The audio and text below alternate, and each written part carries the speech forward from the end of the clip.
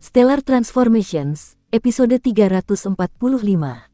Untuk melihat video selengkapnya, sahabat bisa kunjungi playlist yang telah disediakan. Yuk mari, kita berimajinasi bersama dan masuk ke alur ceritanya.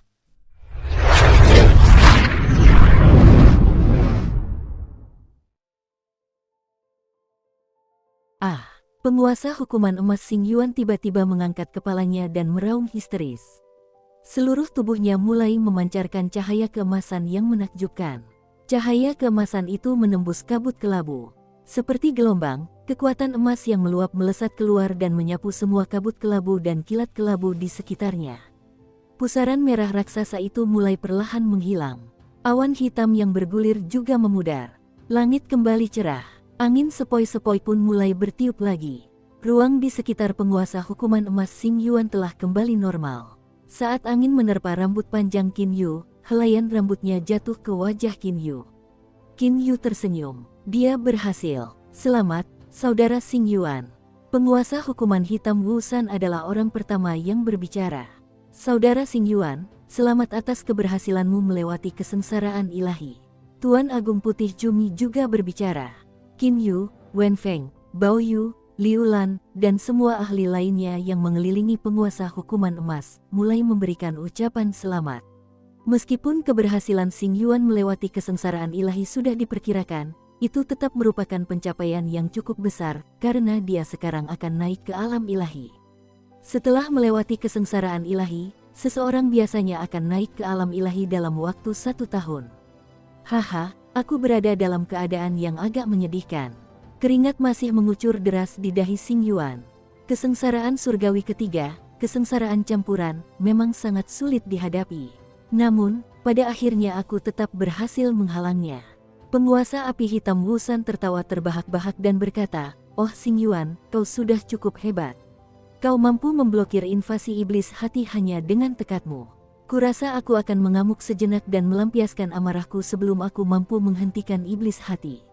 Iblis hati. Bukankah kesengsaraan ilahi sejak awal memiliki berbagai macam ilusi dan memengaruhi kondisi pikiran seseorang? Kata Qin Yu dengan bingung. Menurut apa yang diketahui Qin Yu, sepanjang masa kesengsaraan ilahi, dari awal hingga akhir, selalu ada ilusi yang memengaruhi orang yang mengalami kesengsaraan tersebut. Jadi mengapa penguasa api hitam menyebutkan invasi iblis hati? Liu Xing, kau bahkan tidak tahu tentang ini. Xing Yuan mulai tertawa terbahak-bahak. Penguasa api hitam, penguasa kegelapan putih, Wen Feng, dan banyak lainnya juga ikut tertawa. Tawa mereka membuat Qin Yu merasa sedikit malu. Penguasa api hitam Wu San tertawa dan berkata, "Liu Xing, kesengsaraan ilahi agung ketiga ini adalah kesengsaraan campuran. Di dalamnya terdapat petir ilahi serta kabut iblis hati." Kabut iblis hati. Qin Yu teringat kabut berwarna abu-abu itu. Penguasa agung putih Jumi mengangguk dan berkata, "Liu Xing, apa yang kau katakan tadi juga benar. Sejak awal, kesengsaraan ilahi memiliki ilusi untuk memengaruhi orang yang mengalami kesengsaraan tersebut. Namun, itu hanyalah ilusi yang memengaruhi keadaan pikiranmu. Adapun kabut iblis hati, dari kesengsaraan ilahi ketiga, itu berbeda. Kabut berwarna abu-abu itu tampaknya tidak memiliki kekuatan serangan, tetapi begitu mengelilingimu, ia mulai menyerangmu dengan jumlah iblis hati yang tak terbatas. Begitu iblis hati memasuki tubuhmu, situasinya menjadi sangat merepotkan." Xing Yuan menghela napas dan berkata, "Petir ilahi itu sama sekali tidak mampu melukaiku. Namun, iblis hati itu mampu mengabaikan pertahananku dan hanya menyerang jiwaku. Iblis hati ini adalah sesuatu yang hanya dapat ditangkis dan diserang dengan kekuatan jiwa seseorang. Namun, dalam proses menangkis atau menyerangnya, ada kemungkinan juga kau terpengaruh oleh iblis hati." Xing Yuan tertawa dan berkata, "Jadi, semakin tinggi tingkat jiwa seseorang, semakin mudah untuk melawan iblis hati semacam ini." Wen Feng juga berkata, "Yang mulia penguasa hukuman emas masih beruntung dan memiliki harta warisan. Petir ilahi tidak mampu melukainya sedikit pun sehingga ia dapat dengan sepenuh hati memusnahkan dan melawan iblis hati. Namun, bagi orang biasa lainnya, mereka perlu bertahan melawan iblis hati sambil bertahan melawan petir ilahi. Inilah kekuatan besar dari kesengsaraan surgawi ketiga." Barulah saat itu Qin Yu memahami semuanya. Pantas saja Kaisar Biru berhasil melewatinya dengan mudah, pikir Qin Yu dalam hatinya. Jiwa Kaisar Biru telah dipadatkan menjadi butir jiwa emas sejak lama. Tingkat jiwanya sangat tinggi. Baginya, menangkis iblis hati sangatlah mudah. Dewa Agung Putih Jumi tersenyum tipis dan berkata, sebenarnya, melewati kesengsaraan ilahi ketiga juga tidak sulit. Kau hanya perlu menahan serangan iblis hati untuk jangka waktu tertentu. Setelah waktu tersebut berakhir, kabut iblis hati akan menghilang secara otomatis. Adapun saudara Xing Yuan, dia telah berusaha memusnahkan iblis hati dengan sia-sia. Karena dia terkena dampak iblis hati, dia tidak bisa menyalahkan siapapun kecuali dirinya sendiri. Haha, karena tubuhku tidak takut pada petir ilahi, aku pasti akan bertarung sengit melawan iblis hati ini. Jika aku hanya bertahan dan tidak menyerang, bukankah itu akan terlalu membosankan? Kata Xing Yuan sambil tertawa. Barulah saat itulah Qin Yu menyadari. Xing Yuan ini, alasan mengapa dia terpengaruh oleh iblis hati adalah karena dia berinisiatif untuk melawannya. Di masa depan, ketika Xiao Hei, Fei Fei, dan aku menjalani kesengsaraan ilahi bersama-sama, aku akan mengambil inisiatif untuk menyerang dan memusnahkan iblis hati ini. Qin Yu mulai memikirkan cara untuk bertahan melawan kesengsaraan ilahi di masa depan. Agar 3 orang dapat menghadapi kesengsaraan ilahi bersama-sama, kekuatan iblis hati tidak hanya akan 3 kali lipat dari iblis hati yang asli. Sebaliknya, kekuatannya akan jauh lebih besar. Mungkin 8 kali atau 9 kali lipat, atau bahkan lebih kuat dari itu. Setelah kesengsaraan ilahi berakhir, sejumlah besar orang mulai pergi. Adapun penguasa hukuman emas Xing Yuan, penguasa api hitam Wu San, penguasa agung putih Jumi, serta beberapa orang yang berkedudukan hanya di bawah 3 penguasa agung, wakil pemimpin sekte, yang ditahbiskan, tetua agung, dan mereka semua telah meninggalkan bintang 100 bunga bersama-sama. Kelompok ahli tingkat tertinggi ini tiba bersama-sama di bintang hukuman emas. Secara bersamaan, mereka terbang menuju puncak Gunung Suci. Lebih dari selusin orang terbang dan mengobrol berdampingan. Oh Liu Xing, kesengsaraan ilahiku telah berlalu. Dalam beberapa waktu ke depan, pertempuran perebutan posisi penguasa hukuman emas yang baru akan diadakan. Sebaiknya kau jangan ceroboh dan kehilangan kursi penguasa hukuman emas pada akhirnya. Kata Xing Yuan sambil tertawa terbahak-bahak. Tepat setelah Xing Yuan mengucapkan kata-kata itu, ekspresi wakil ketua sekte Liu Lan yang berada 10 meter dari mereka langsung berubah muram. Qin Yu hendak mengatakan sesuatu tetapi tiba-tiba terinterupted. Oh Xing Yuan, berdasarkan apa yang kau katakan, sepertinya kau yakin bahwa Liu Xing akan menjadi penguasa hukuman emas berikutnya. Kata penguasa api hitam Wu San sambil tertawa terbahak-bahak dengan suara lantang. Seorang pemuda tampan berambut merah panjang juga mengangguk dan berkata, berdasarkan apa yang dikatakan Yang Mulia Xing Yuan, mungkinkah kekuatan Liu Xing yang telah disucikan bahkan lebih kuat daripada wakil ketua sekte Liu Lan? Pemuda berambut merah panjang ini adalah wakil ketua sekte api hitam. Dia adalah seorang ahli tingkat kaisar bintang 16. Qin Yu telah menyadari tatapan jahat yang diarahkan Liu Lan kepadanya. Xing Yuan ini, dia benar-benar bermulut besar, pikir Qin Yu dalam hatinya. Namun, Qin Yu tidak mempedulikannya. Itu karena dia sudah berniat untuk meraih posisi penguasa hukuman emas berikutnya. Karena itu, wajar jika dia menjadi sedikit lebih tirani sekarang. Xing Yuan menatap Liu Lan di sampingnya. Liu Lan, izinkan aku memperingatkanmu. Kekuatan Liu Xing tidak kalah darimu. Haha, aku akan naik ke alam ilahi dalam 5 bulan lagi.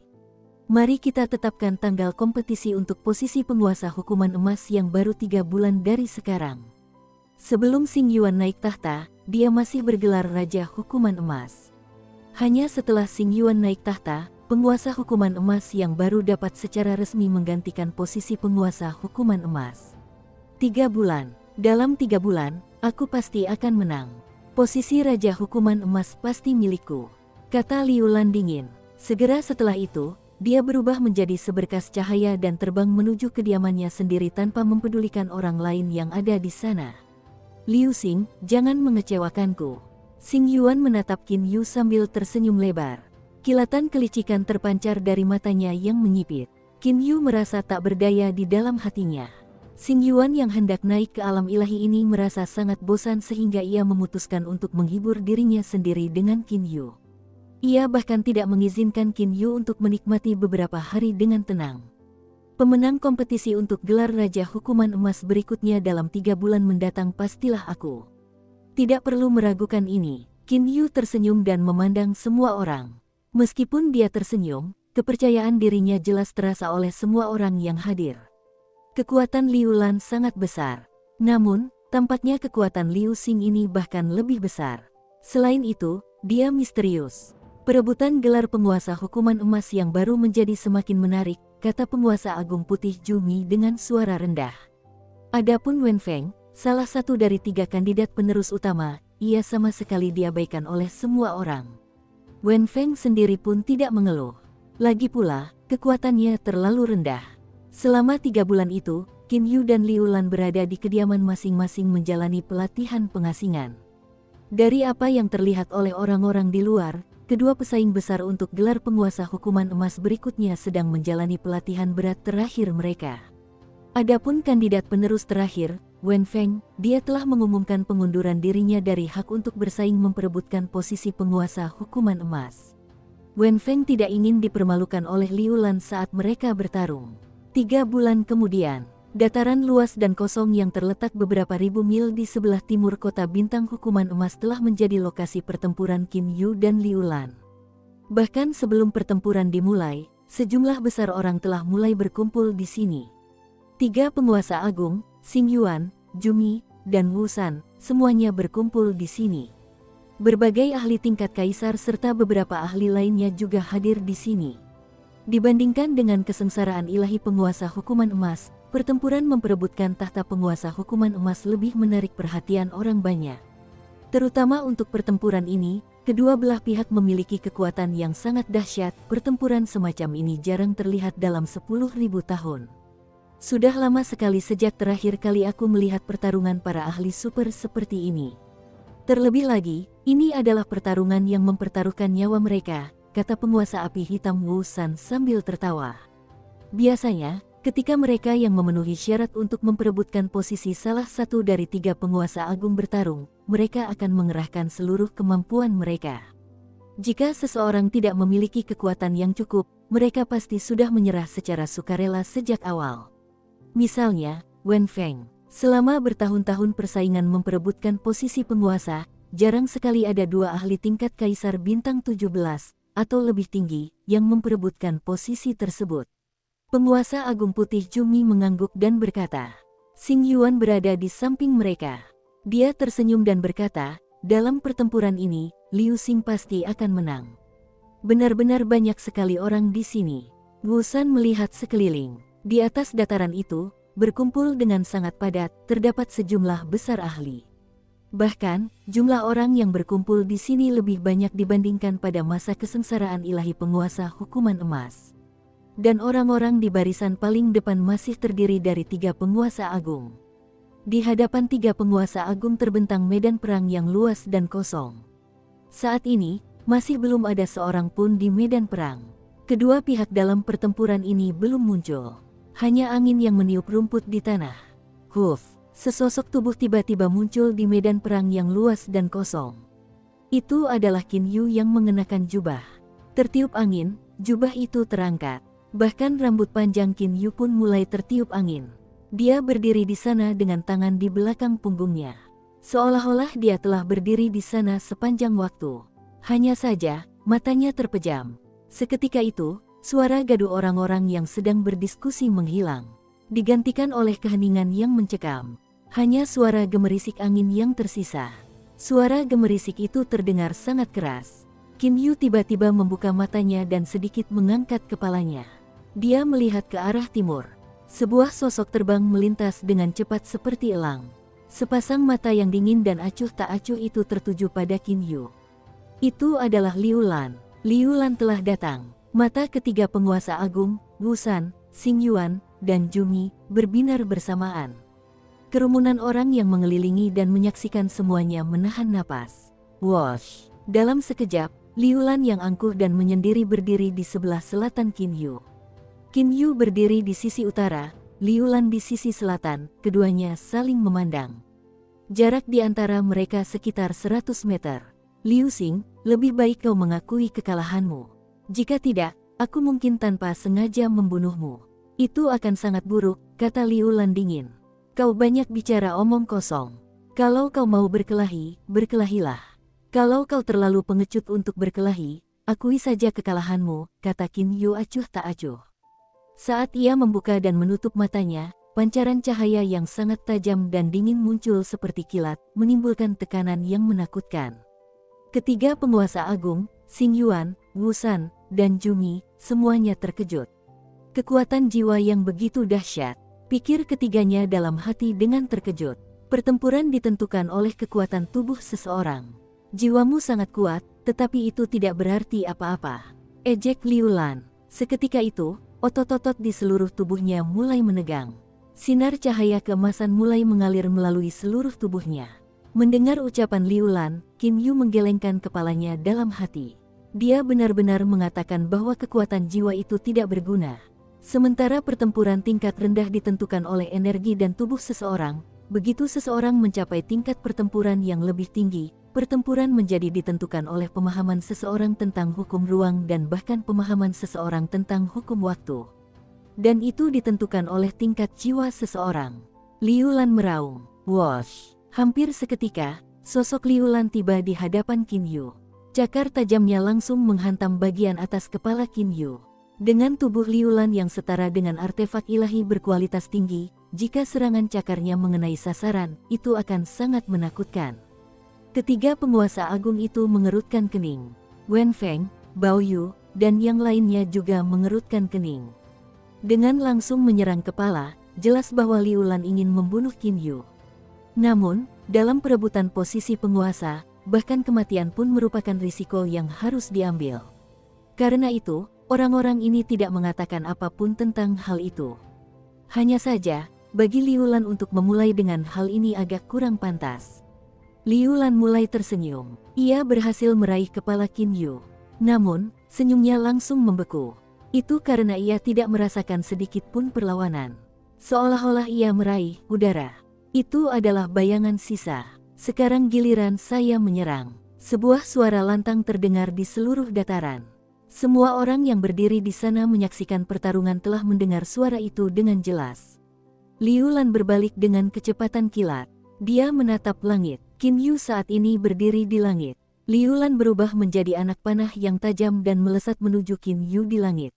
Berbeda dengan tindakan Liu Lan, Qin Yu perlahan mengangkat tinju kanannya. Dia tetap berdiri di udara tanpa bergerak.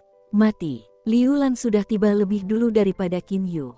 Serangannya mengarah ke Qin Yu dengan niat membunuh. Namun, pada saat itu, Qin Yu juga melayangkan tinjunya.